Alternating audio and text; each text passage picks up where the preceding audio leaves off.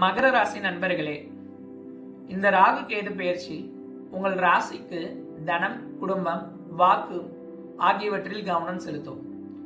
ராகு தனம், குடும்பம், வாக்குஸ்தானமான 2ஆம் இடத்தில் சஞ்சரிப்பதால் உங்களின் சுப செலவினங்கள் அதிகரிக்கும்.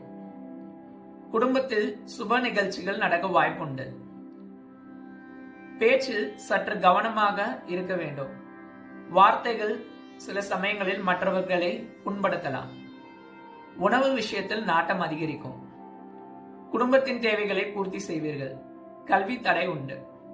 கேது ஆயுள் அஷ்டமஸ்தானமான 8ஆம் வீட்டில் சஞ்சரிப்பது சில திடீர் மற்றும் எதிர்பாராத நிகழ்வுகளை கொண்டு வரலாம்.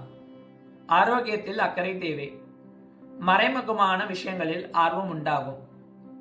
கூட்டு தொழில், பங்கு சந்தை போன்ற விஷயங்களில் மிகுந்த எச்சரிக்கை தேவை. வம்பு வழக்குகள் வர வாய்ப்புண்டு. சில சமயங்களில் பயம் அல்லது கவலைகள் ஏற்படலாம். ஆன்மீகம் மற்றும் ஆராய்ச்சியில் கவனம் செலுத்துவது நன்மை தரும். 2ஆம் இடத்தில் உள்ள ராகுவால் பணவரவு சீராக, குடும்பத்தில் ஒற்றுமை நிலவ, குடும்பத்துடன் சேர்ந்து குலதெய்வ வழிபாடு செய்யலாம்.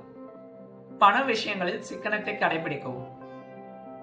8ஆம் இடத்தில் உள்ள கேதுவால் திடீர் சிக்கல்கள், ஆரோக்கிய பிரச்சனைகள் குறைய லட்சுமி நரசிம்மரை வழிபடலாம்.